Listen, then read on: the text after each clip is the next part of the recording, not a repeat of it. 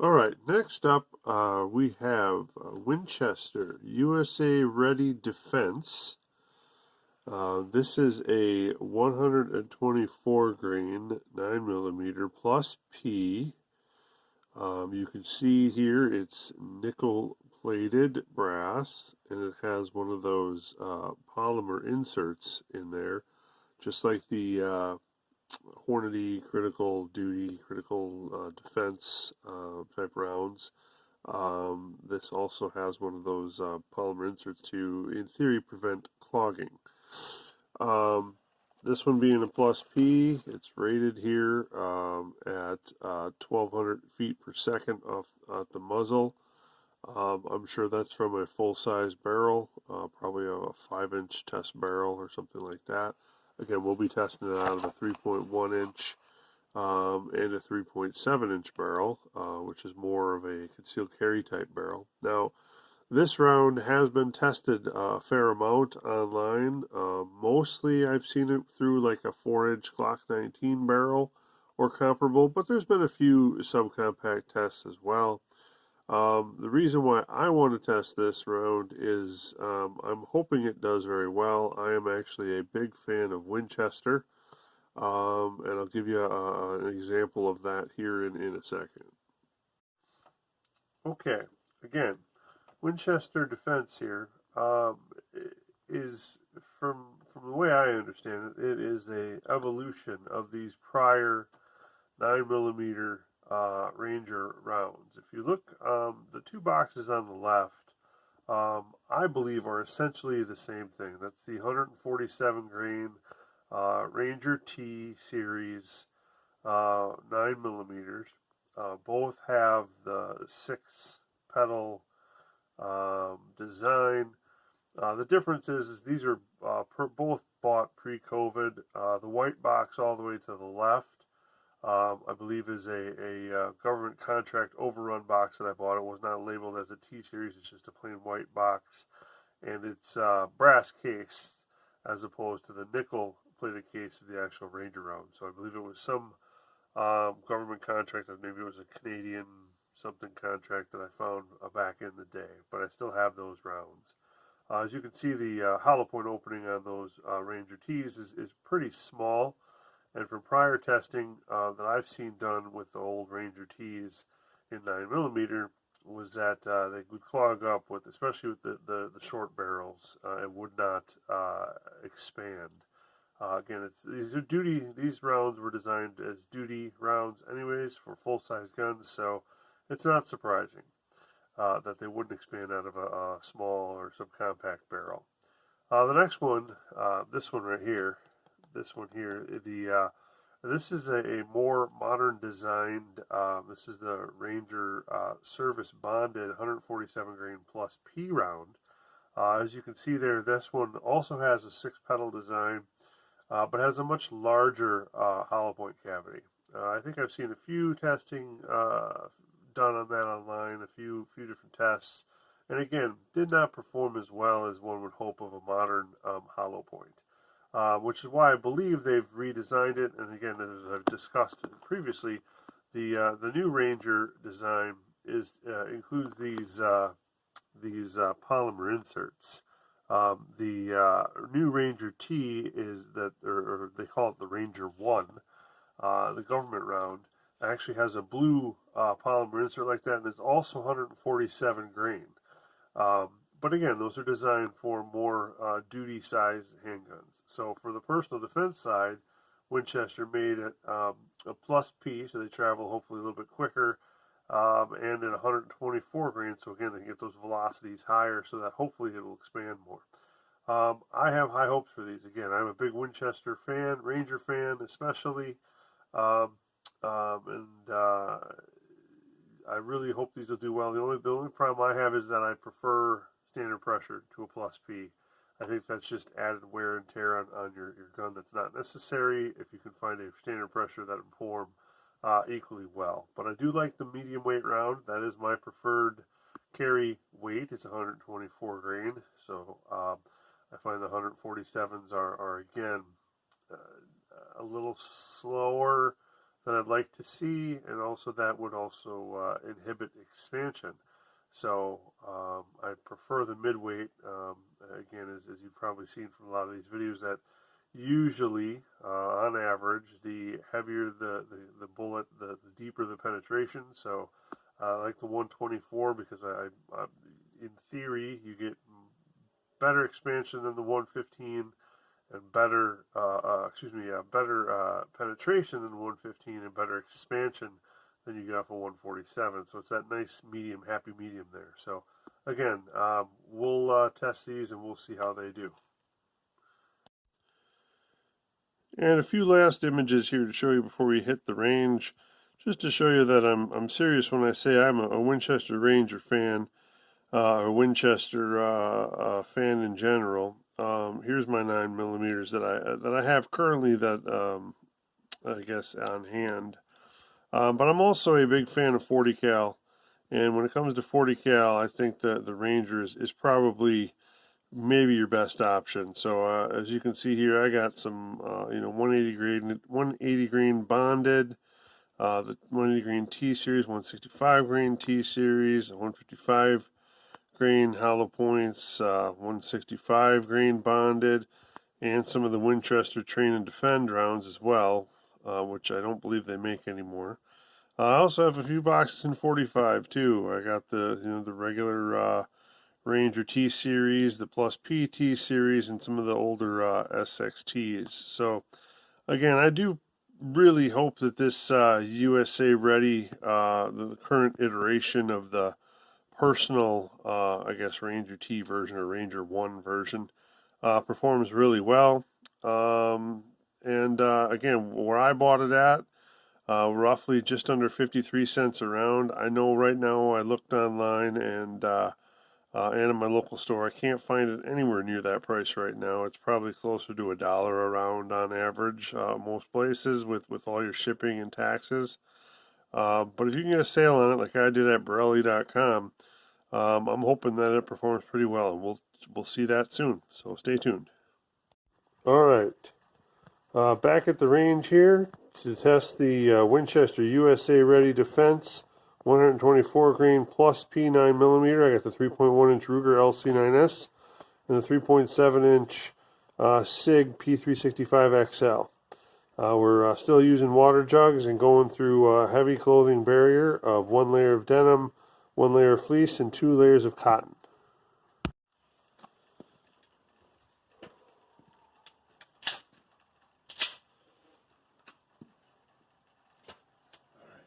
3.1 inch Ruger.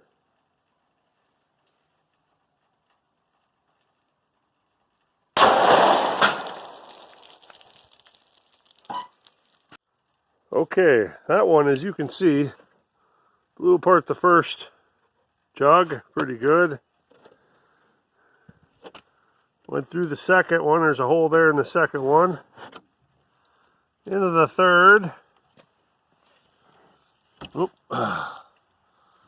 Yeah, it looks like it, there's a small hole here in the back of the third, and no penetration into the fourth, and it's in the bottom of the third. All right, we're gonna finish pouring this one out here, and there we go.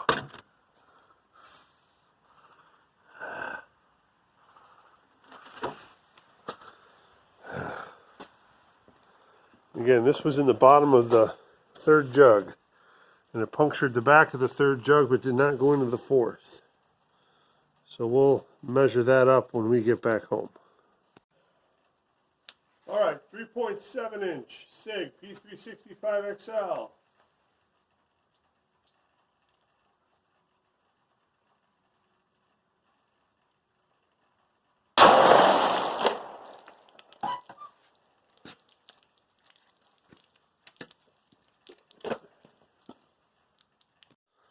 Okay, as you saw, that blew apart the first one here real good.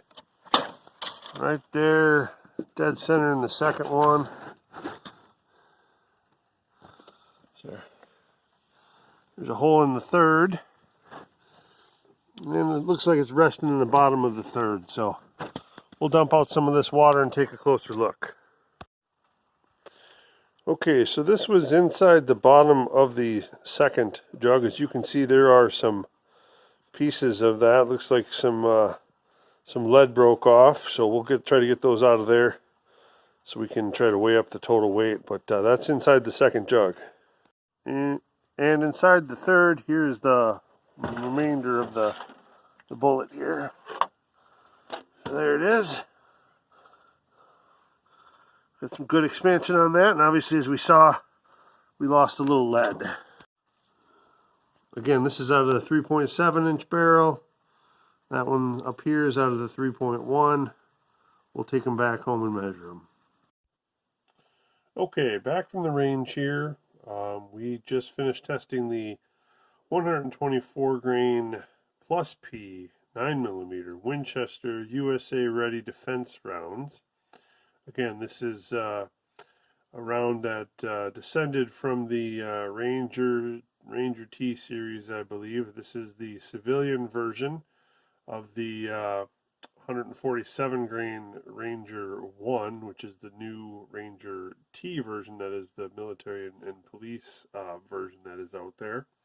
I haven't picked up any of those yet. I did see that they're available, but they are currently pretty pricey. I think I've seen them for about $72 for a box of 50, which for me is just more than I'm willing to spend at this point just to test out those rounds. Again, I bought these from Borelli.com earlier this year on a sale. They were 200 rounds for $100, and you got to pay tax. It had free shipping, so it worked out to just under 53 cents a round. I looked today. Shields has these. I think it's $14.99 a box. So if you bought it in bulk and had them shipped to you, I think you can work it out to somewhere around 80 cents a round. So again, not quite the deal that I got when I bought them, but 80 cents a round for self-defense ammo is still a pretty good price. As you can see here, a couple of issues came up with them. The top one here, this one was out of the 3.1-inch Ruger LC9S. It did appear to lose some material potentially, but I don't know. I could not find it. As you can see here, the pedals did fold back, but on this side, a couple of them may have broken off. Not quite sure there. So we might have lost some material. We certainly did lose some material on the out of the 3.7-inch barrel. As you can see, there was pieces in the bottom of the second jug, pieces of lead in the bottom of the second jug that must have broken off. So again, we'll measure and weigh this up here shortly. Again, the 3.1-inch made it through the third jug. At least there was a puncture out the back. Not enough force to get into the fourth jug. So it did get all the way through 3, though. I did puncture a hole in the back of it. The 3.7-inch made it into the third jug. There was no indication that it was going to go through the back of the third jug. I would imagine a lot of that is because of the energy transfer as again, it was shedding material even in the second jug. So a little bit higher velocity, I'm sure, a little bit quicker energy transfer, and so it did not have enough to penetrate through the back of the 3 and get into the fourth jug. So we'll weigh them up here in just a second. Okay, here we go with the 3.1-inch barrel. Again, we started with 124 grains. Looks like it's weighing in at 122. All right. Now for the main portion of the 3.7-inch barrel that made it all the way through. Looks like it weighed up at 112 grains there. And we'll add these again out of 124 grain round to start with. It weighed up at 110 or 112. We'll put these little pieces on here, and looks like we were able to capture a few more grains there. I got 118 total there. So again, if we take those little bits back off, we'll get this back to. We'll dry it off there. A little bit of wetness still from the bottom of the water there, and we'll put that back on there again. and it's coming in between 110 and 112 grains. Again, we started with 124. Okay, this appears to be the widest point from the 3.1 inch barrel, 0.68 inches. Then we got, looks like 0.61 inches and about 0.60, about maybe 0.59 or yeah, somewhere around 5.9. This way we've got 0.62. So yeah, again, that's pretty good expansion out of a 9mm. And then here, this was one, the 3.7 inch. It lost a little material, so we'll see how this one did up here. This one we've got about 0.56, 0.64, 0.62, and this one here is a little narrower off to this side. So the last one was a little bit narrower than 0.62. 0.53 I got in that last one. So again, this one has a 8-pedal design, which is a little different than the prior Ranger T series, which was a 6-pedal design. Overall expansion was good. These did not clog up with the 3.1 or 3.7 inch barrels. Penetration was a little bit better with the 3.1. Again, I think there was more of an energy transfer with the 3.7. Hence, it shed some material there into the second jug. Overall, pretty good performance. I think for the price that I got them at 53 cents a round, they're excellent. Would I go to the store and pay, $26, $27, $28 for a box of 20 of them? Probably not. I don't think they're not as outstanding as the Ranger T series in the 40 cal, but they're better than the prior Ranger 9mm series out of a compact barrel. Those tended to clog up and didn't perform well. These perform a lot better on the expansion side. So overall, I think they did pretty well. I don't think they're the best performer we've seen so far, but if the price is right, I'd consider carrying these, just like some of the other ones that I've seen so far. Hope you enjoy the video. Like it, thumbs up. Stay tuned for the next one. We got a lot more tests on the way. Take care.